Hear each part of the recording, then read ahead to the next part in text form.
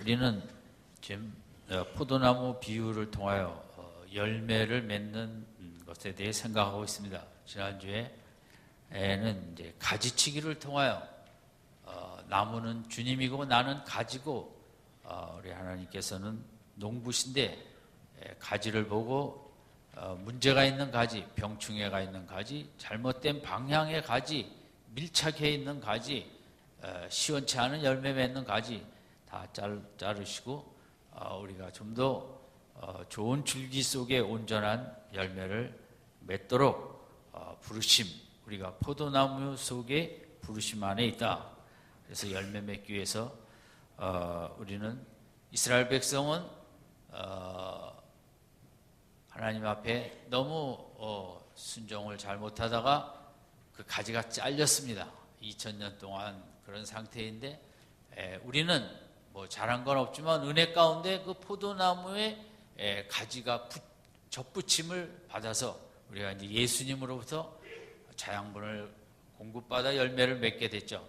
그래서 바울은 로마서 9장에서 12장까지 원가지도 하나님께서 자르시는데 새롭게 접붙임 받은 은혜로 이 나무의 가지가 됐다고 자만하지 말고 깨어 있어 신앙생활 잘 하라는, 이제 그러지 아니하면 촛대를 옮기우는 한국교회가 시시하게 하면 하나님은 또 다른 나라의 다른 교회들을 통하여 기독교 역사를 힘있게 이끌어 가시고, 또 성도들도 마찬가지죠. 내가 시시하게 신앙생활하면 하나님께서 또 좋은 사람 택해서 하나님의 나라를 또 아름답게 인도해 가시는 이 부분에 대해서 우리가 조심하고, 바울은 고로 우리가 늘 열매 맺는 온전한 신앙생활을 하기를 권면하고 있습니다. 오늘은 그 열매 맺는 방법에 있어서 지난주가 가지치기였다면 오늘 본문에 여러 번 반복된 단어는 이 거하라라는 단어입니다. 누구 안에 거하냐면 4절 내 안에 거하라, 나도 너희 안에 거하리라. 이 거한다는 단어는 같이 산다는 단어입니다. 거주지에 나그네와 방문객이 아니라 거기에 우리 가족처럼 늘 함께 살아가는 그 거주의 모습이 이 거하라는 단어의 뜻인 것입니다. 이 요한, 마테마가 누가 요한복음 쓴 사람 제자들마다 다 개성이 있죠. 다 자기가 좋아하는 단어를 이제 많이 쓰는 경향이 있습니다. 이 거하라는 거주하라, 그 집을 짓고 살라 이 말인데, 이 말은 요한이 특별히 좋아하는 단어입니다. 그래서 신약에 110여 번 나오는데 요한복음과 요한 1, 2, 3, 4에 모두 합해서 67번이 나왔어요. 그러니까 반 이상 요한은 믿음 생활이라는 게 뭐냐, 신앙생활 한다는 게 뭐냐, 주님과 함께 집에 거하는 것이다. 아주 쉽게 그렇게 표현을 했어요. 우리가 믿음 생활, 주님을 믿는 거죠. 하나님을 믿는 거죠. 그 맞는 답인데 요한은 그걸 좀 더 구체적으로, 내가 예수님을 믿고 하나님을 믿는 건 뭐냐, 그분과 같은 가족이 돼서 같이 사는 게 믿음 생활이라는 거죠. 심오하게 철학적으로 이렇게 거창하게 말하지 않고, 신앙생활이라는 건 주님과 한 가족으로 한 집에서 같이 사는 게 신앙생활이다. 그래서 이제 거하라는 단어, 거주하라, 함께 살라, 그 억지로가 아니라 재밌고 즐겁게 편안히 살라, 그게 이 거하라는 단어의 의미입니다. 이 그룹으로 말미암아 우리가 누구랑 같이 사느냐에 따라 열매를 맺습니다. 아무래도 욕 많이 한 부모 밑에 자란 분이 욕을 안 하겠다고 하면서도 쉽게 잘 나오고, 술 많이 먹은 아버지처럼 안 살겠다 하는데 살다 보니 또 어느새 닮아가고, 이 누구랑 함께 사느냐, 거주하느냐, 좋은 부모 밑에 같이 사느냐에 따라 좋은 이제 인생이 만들어지는 것과 같이 거한다는, 그게 이제 우리 인생에 있어서 아주 누구랑 같이 사느냐, 이것은 뭐 가족일 수도 있고 사상일 수도 있고 뭐 여러 가지가 있겠지만 아주 결정적인 이제 우리의 열매를 맺게 하는 것에 영향을 미치는 거죠. 우리나라의 지금 아픈 사건에 대해서 외신들은 또 외국 신문에서는 어떻게 이 상황을 얘기했는가, 뭐 이제 기사도 쓰고 그러는데요. 이 자체에 대해서 샤머니즘이라는 이제 단어를 썼어요. 한국 대통령이 이 샤머니즘에 걸렸다. 샤머니즘이라는 건 원시 종교거든요. 무당하는. 그러니까 외국 사람들이 볼 때는 대한민국 대통령이 원시 무당 종교에 이렇게 빠졌다. 이렇게 이제 그들은 샤머니즘이라는 단어로 우리나라의 현실을 이제 얘기했어요. 근데 샤머니즘, 무당 이런 분하고 몇십 년 교제하다 보니 그 열매가 샤머니즘의 열매가 맺힌 게 우리나라의 현실입니다. 우리나라의 지금 이번에 대해서 외신은 결국 정치와 경제의 유착, 정경 유착. 이건 뭐 제가 대학생 때부터 나온 말인데 우리나라가 정부 위주로 할 수 없었죠. 그때는 이제 정부가 끌어가고 기업들이 이제 힘을 합해 나가다 보니까 정경 유착이 이제 될 수밖에 없었고 그게 이제 정리를 못하고 아직도 40-50년이 지났는데도 대한민국의 오늘의 문제는 정치와 경제가 이게 분리하지 못하고 자꾸 믹스되다 보니까 이제 이런 일이 일어났다. 그러니까 그 열매는 내가 좋은 일을 했으면 좋은 열매가 나오고 국가적으로도 우리가 고쳐야 될 걸 고치지 못하고 정경유착에 또 검찰이 권력의 신여. 그건 제가 대학생 때도 얼마나 그 말들이 많았거든요. 근데 아직도 우리가 볼 때 검찰은 정권이 바뀔 때마다 정말 정의의 검찰과 사법부가 되기보다는 우리가 느끼기에도 권력의 신여같이 느끼는 것, 이런 것의 열매는 이렇게 맺게 돼 있는 것입니다. 그러니까 오늘 우리도 12월 달을 맞이하면서 오늘 나의 모습은 내가 금년에 뿌리고 거둔 열매가 내 모습, 지금의 모습입니다. 그러니까 인생이든 기업이든 교회든 국가든 무엇을 뿌리고 무엇을 열매를 맺었느냐, 그것은 뭐 우연히 어쩌다가 운이 없어 대한민국이 그렇게 됐다가 아니라 다 40년 50년 그렇게 뿌리고 가까운 그 열매가 오늘 우리 현실에 나타난 거지, 이게 뭐 다른 건 아니에요. 그래서 우리가 이런 것을 이번에 이 나쁜 열매들을 청산하느냐, 이게 이제 국가적인 과제죠. 반면 이제 시위 문화는 세계가 놀랄 정도로 세계 역사에 이렇게 정말 이런 시위 문화는 없었다는 거죠. 저는 그렇게 생각합니다. 시위 문화도 우리가 얼마나 이 데모 문화가 정말 발달된 나라인가. 제가 중학교 때부터 이 데모를 많이 정말 40-50년 데모하다 보니까 이렇게 그 발전이 돼갖고 이제는 이렇게 아름답게. 저는 중학교, 고등학교 때 제일 그때 재밌는 게 이제 데모 구경하는 거였습니다. 저희 학교는 이제 고려대학교에서 두 정거장 나와 있는데 언덕에 있기 때문에 고대생들이 데모하면 이제 우리는 언덕에서 그걸 봤습니다. 그래서 쉬는 시간이 끝날 때 너무 애통하면서 어떻게 저 재미있는 경찰하고 밀리고 닥치고, 이 대한민국에서 데모를 제일 잘하는 학교가 고려대학교입니다. 그래서 수업 끝나면 구경하러도 가갖고 체류탄을 맞으면서 구경하던 생각이 나고, 저희 고등학교도 그렇게 데모를 잘했어요. 그걸 본 게 그거니까, 그 옆에 대학교에서 보면 정말 우리가 이 역사를 오늘 우리 안타까운 역사, 아니 교회도 그렇죠. 무슨 씨를 뿌렸느냐, 기도의 씨를 뿌렸느냐, 안 뿌렸으면 뭐 그 성도들이 무슨 그런 하나님의 주시는 축복의 열매가 많겠어요.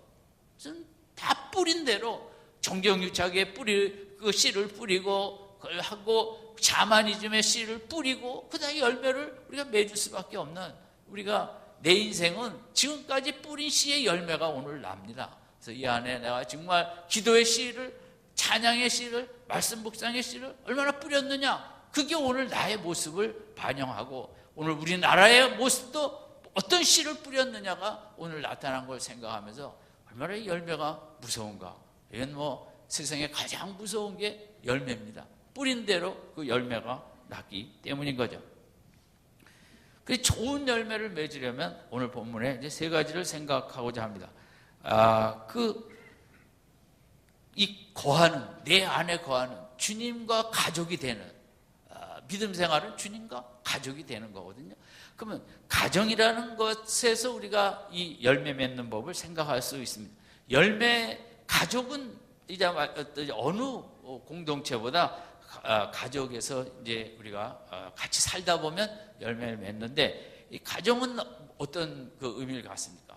가정은 어떤 세상처럼 자격 따지고 뭐 제한하고 그렇지 않고, 가족은 어떤 부족한 점이든 결점이든 약점이든 그게 외모이든 살이 많이 쪘든 뭐 하든 다 있는 그대로 받아들이고 수용하고 용납해 주는 게 가정입니다.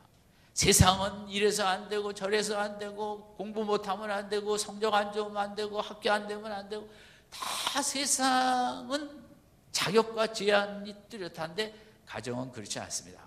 공부를 못해도 내 자식, 못생겨도 내 자식, 성질이 나빠도 내 자식, 그저 가정에, 특별히 또 우리 어머님들은 뭐 다 아인슈타인과 에디슨이 학교에서 공부시켜봤자 다 하지만, 어머니만큼은 그렇게 생각하지 않고 집에서 또 가리키면서 그걸 뒷받침해서, 세상은 다 내 아이가 학교 다닐 필요가 없다. 최근에도 제가 지금 아주 미국의 유명한 강사인데, 그분이 책을 읽으면서 어떤 얘기를 했냐면, 학교 다닐 때 내가 책을 못 읽으니까 선생님이 공부시키지 말라고 그랬대요. 그러나 어머니께서 이렇게 또 뭐 세상이 뭐라 그러든 사랑으로 인도하고 지금 세계적으로 상당히 그 정상의 책도 많이 쓰고 이제 강사가 됐습니다. 그러니까 그 가정이라는 곳은 세상과는 너무 다른 것이죠.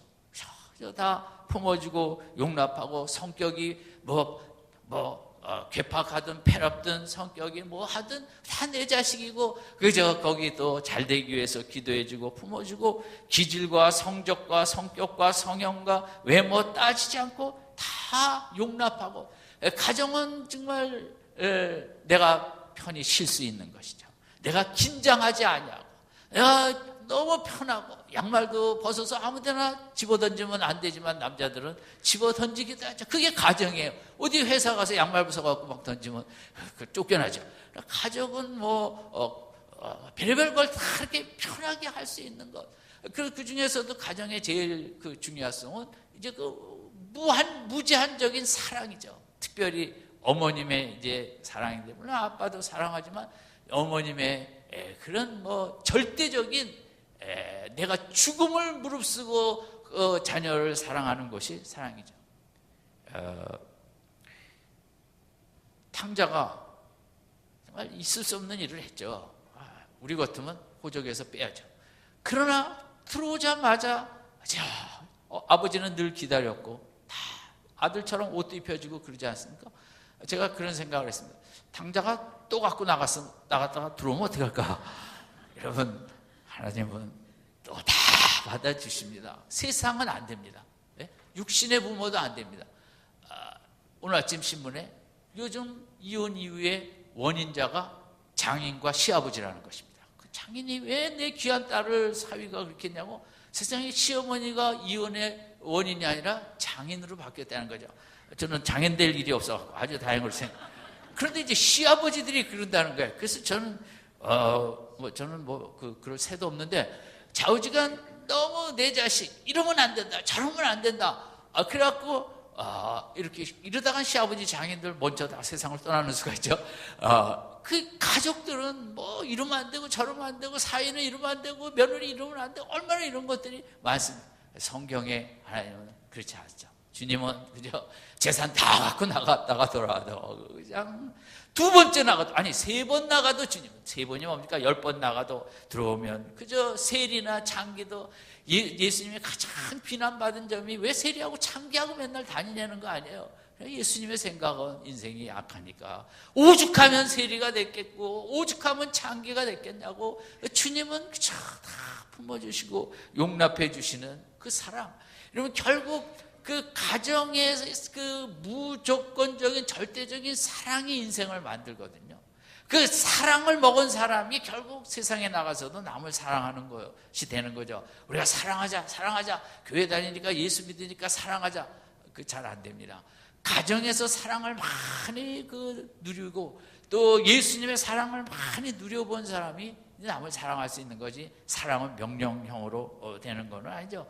주님은 바세바 사건의 다윗 얼마나 주님이 잘해 주셨는데 그냥 관계를 끊어버릴 수 있죠. 그렇지만 그죠, 또 다 품어주시고, 베드로도 그렇게, 베드로가 그러면 안 되죠. 그러나 또 품으시고 최고의 제자로 세우시고 사도로 세우시는 이 가정이 이제 이런 모습, 이런 무조건적인 절대적인 사랑으로 우리를 감싸는데, 세상에 그보다 더 큰 사랑으로 우리를 포용하시고 안아주시고 품어주는 곳이 있는데, 그게 어디냐? 4절, 내 안에, 예수 안에라는 거죠. 예수 안에 있으면 이 사랑은, 우리 그렇게 가족끼리 하는 사랑도 귀하지만 그것과 비교할 수 없는 그 사랑을, 무조건 사랑, 절대적인 사랑을 누구 안에요?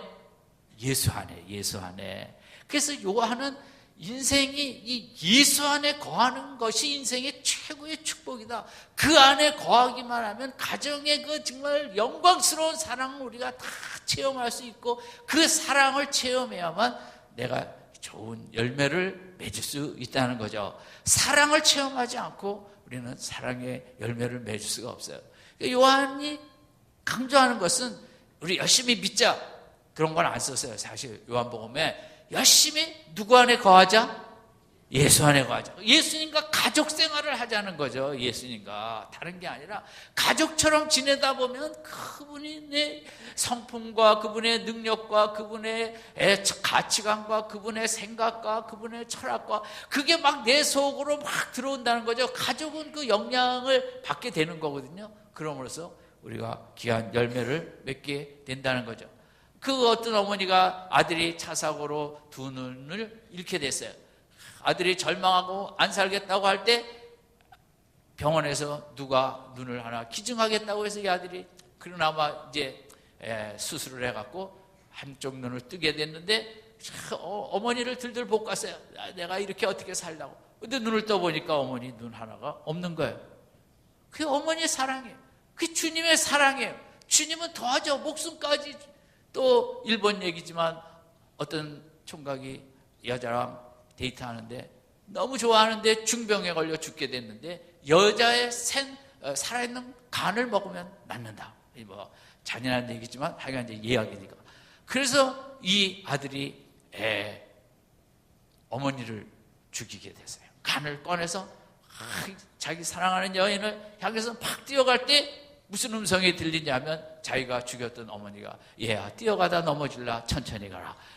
그게 어머니의 사랑이라는 거예요. 그게 예수님의 사랑이에요. 이 세상에 얼마나 나쁜 열매, 가족들도 얼마나 요즘은 좋지 않은 열매를 우리가 많이 맺게 합니까? 좋은 가정도 있지만 세상 직장에 가면 우리에게 뭐 그렇게 정말 나를 사랑해 줍니까? 조금만 못하면 난리가 나는 거죠.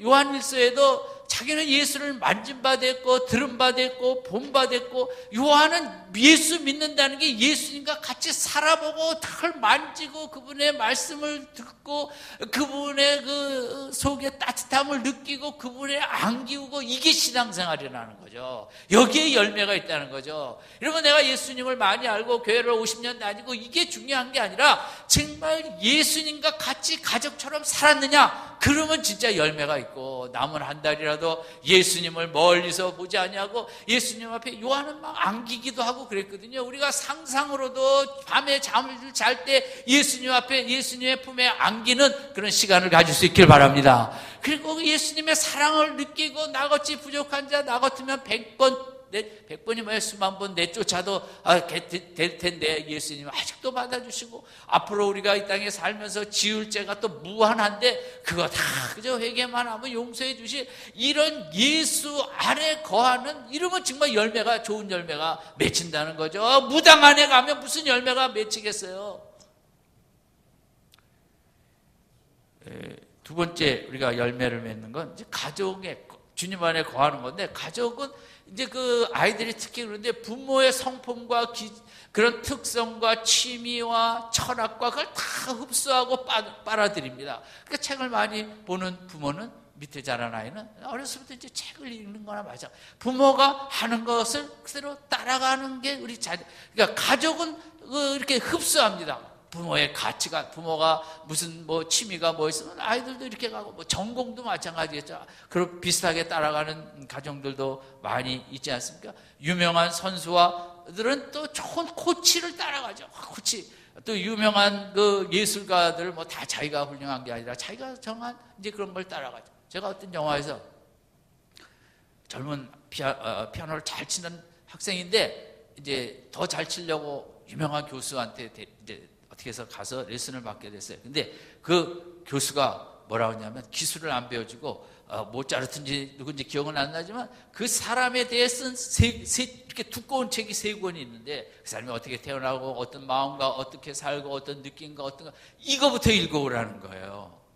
그러니까 예술이라는 게 그냥 기술적인 부분이 아니라는 거죠. 그분의 혼이 내 속에 들어와요. 모차르트의 그 혼, 그 외로움 속에서 베토벤이 그런 속에서 어떻게 자랐고 어떻게 그 음악을 사랑하고 그의 삶의 음악이 어떻게 젖어들었는지 그 사랑과 하나가 된 다음에 피아노를 배워야 그 베토벤의 피아노 협주곡이든 바이올린 협주곡이든 그걸 할 때 그 혼이 정말 돼서 진짜 음악이 된다는 거죠.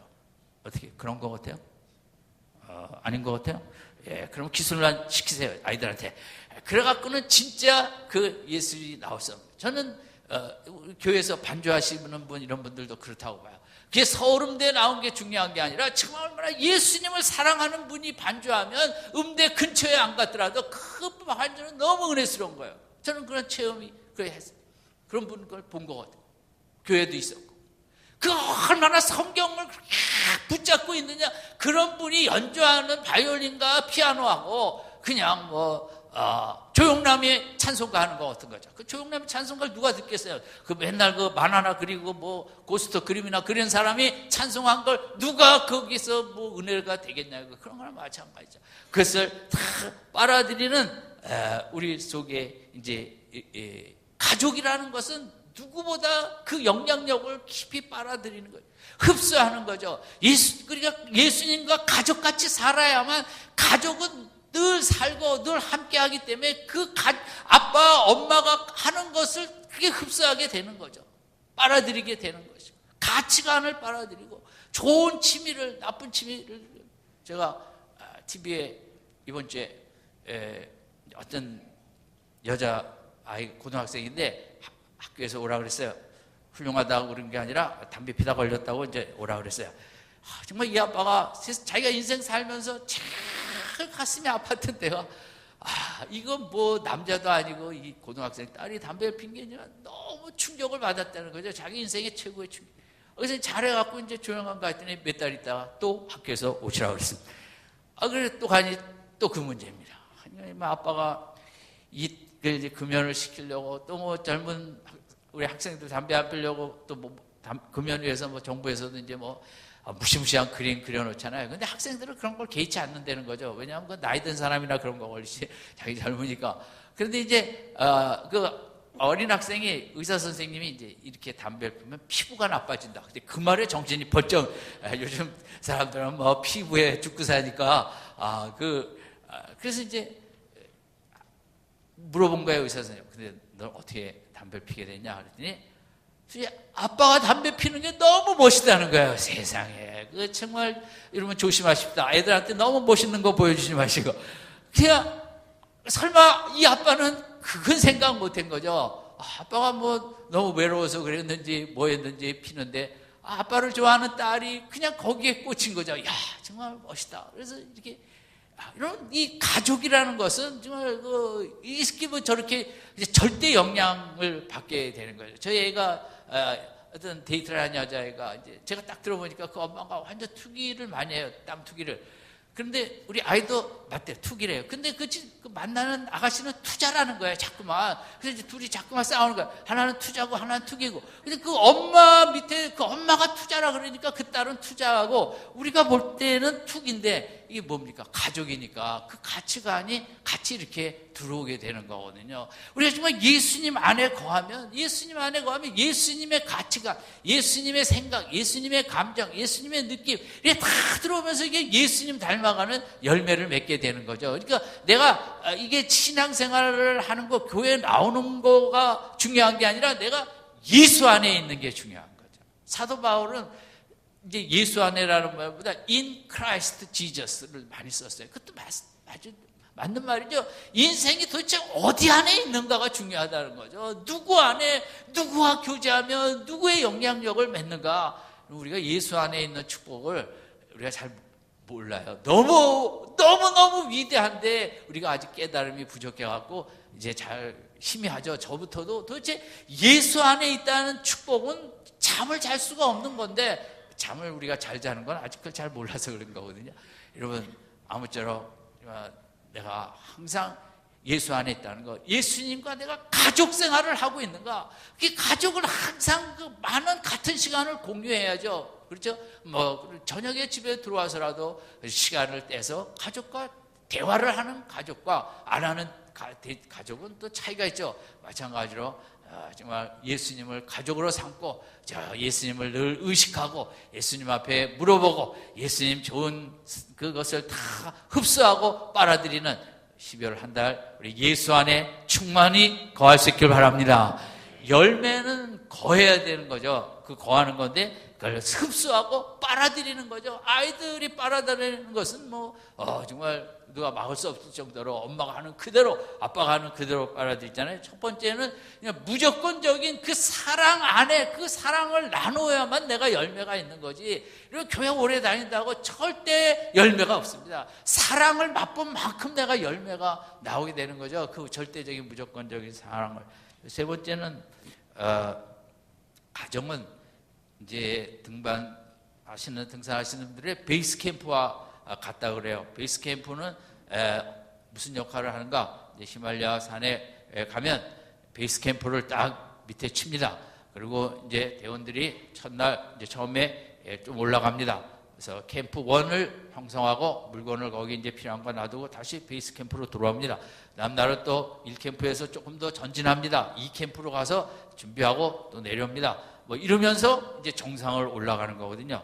이 베이스 캠프는 이제 방향을 밑에서 보고 저도 보니까 이제 그 대장이 밑에서 망원경을 갖고 보면서 이 방향, 저 방향, 요쪽 그러면서 이제 구름이 어느 쪽으로 흘러가나 어느 쪽에서 눈이 굴러내리고 있나 그걸 잘 보면서 이쪽 저쪽 방향과 그다음에 이 베이스 캠프가 이제 내비게이션이에요. 지도. 여기서 딱 보고 무전으로 그쪽에 뭐 조금 이상하다. 그러면 이제 그 방향을 정하면서 지금 어떤 장애물 이런저런 것을 다 가르쳐주는 그 지도책 역할도 하고 세 번째는 이제 용기를 북돋아 주는 거죠. 베이스 캠프에서는 힘을 내세요. 조금만 가면 됩니다. 오늘 밤 춥더라도 잘 쉬세요. 그러니까 베이스 캠프 없는 정상은 없는 거예요. 정상에 올라가는 그 한두 사람 갖고는 안 되는 거죠. 그 밑에 여러 대원과 그 베이스 캠프에서 모든 걸 다 이렇게 관리하고 조절하고 이래야만 올라가는 거죠. 우리 세상과 이게 가정의 역할도 마찬가지인데 가정은 베이스 캠프예요. 그래서 하루를 우리 아이들과 아빠들이 정말 히말라야 산 같은 너무 험준하고 험한 곳에 나가 이제 지내게 되죠. 그럼 가정에서는 이제 나가기 전에 잘 먹이기도 하고 밤에 잠도 잘 재우고 위로도 해주고 용기도 주고 오늘도 가서 절대 선생님 저 말씀을 잘 귀담아 듣고 친구들이 싸우죠 그래도 네가 좀 웬만하면 참고 그 가정은 베이스 캠프예요. 이제 아침에 나가는 그 가족들에게 이런저런 이제 그 권면과 이렇게 하면 좋겠다. 오늘도 아빠에게 회사 가서 속상한 일 있을 때 성질 내지 마세요. 이렇게 이제 가이드를 주는 게 이 가정이 그게 이제 베이스 캠프와 같다는 거죠. 근데 오늘 우리에게 정말 이 세상은 뭐 히말라야 산보다 더 어려운 데죠. 얼마나 험하고 얼마나 성질나고 얼마나 분노나고. 베이스 캠프에서 그 정말 가정이라는 데서 잘 조절해주고 위에서 기도해주고 나가서 낙심하지 마세요. 일이 잘 안 할 때 속상하다고 실망하지 마세요. 그 베이스 캠프에서 충분히 이렇게 그 위로 격려와 좋은 것도 먹여주고 잠도 잘 자게 해야 우리 가족들이 휘발유와 같은 험한 세상에 나가서 하루를 승리하게 되는 줄로 믿습니다. 그 베이스 캠프예요. 그게 이제 주님이 그 베이스 캠프라는 거죠. 이 주님 안에 거하라는 것은 주님께서는 늘 우리에게 의의 길로 가게 하시고 이 길로 가면 안 돼요. 저 길로 묵상하는 가운데 우리에게 가르침을 주시고 오늘도 힘들지만 사랑의 길, 관용의 길, 용서의 길, 이 주님은 우리에게 그걸 가르쳐 주시고 약하니까 주님이 성령의 능력으로 도와주실 걸 주겠다고 우리에게 정말 그 길을 아침에 나갈 때 성령의 능력으로 채워주시고 그 주님이 이제 그 가족의 베이스 캠프와 같은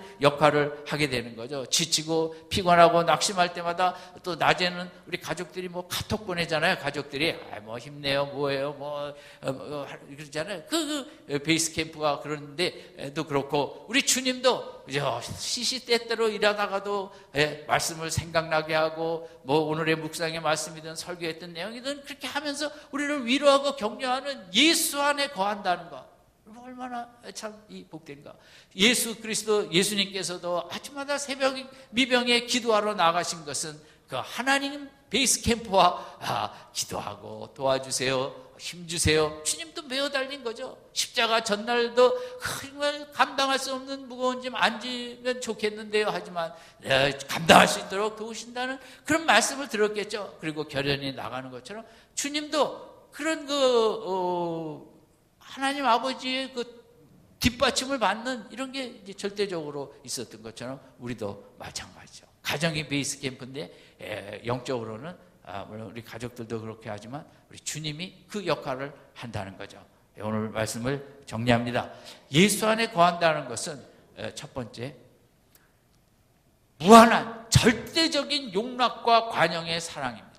여기는 숫자가 없습니다. 예수 안에는 별의별 셀 수 없는 죄를 줘도 예수 안에 들어오기만 하면 다 주님은 뜨거운 사랑으로 아가페 사랑으로 우리를 품어주실 줄 믿습니다. 이런 사랑을 체험할 때 좋은 열매가 나오는 거예요. 열매 맺어라 성경 공부하고 신학교 가고 뭐 훈련받고 그래서 열매 안 맺습니다. 사랑을 체험한 만큼 열매는 맺게 되는 거죠. 잔소리로 뭐로 열매 안 맺습니다. 오직 사랑만이, 절대적인 사랑만이.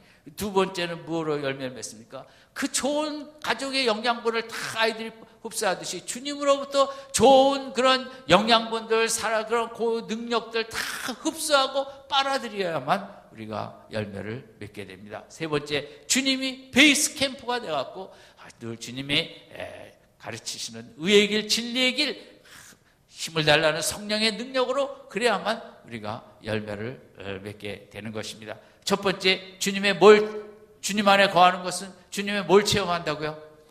절대적인 사랑을. 그래야 열매. 두 번째는 주님 안에 거하는 것은 주님을 멀리서 구경만 하는 것입니까? 주님의 귀한 생명과 능력과 권능과 이런 좋은 것들을, 지혜들을 어떻게 하는 겁니까? 흡수하는 거예요. 빨아들이는. 뭐 하는 거예요? 흡수해요. 열심히 흡수하십시오.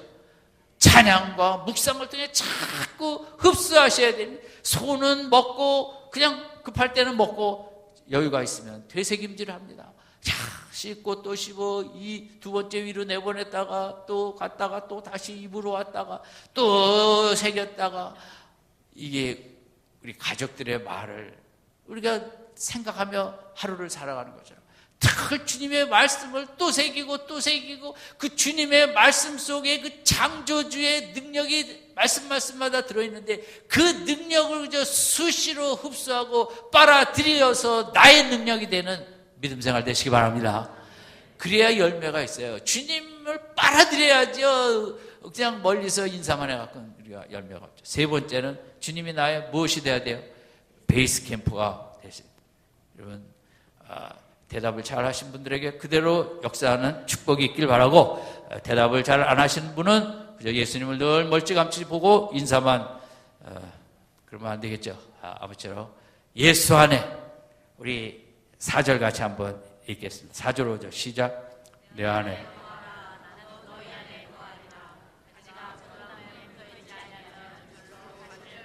크게 읽습니다. 너희도 내 안에 있지 아니하면 그러하리라. 나는 포도나무여 너희는 가지니 저가 내 안에 내가 저 안에 있으면 이 사람은 과실을 많이 맺나니 나를 떠나서는 너희가 아무것도 할 수 없음이라. 아멘.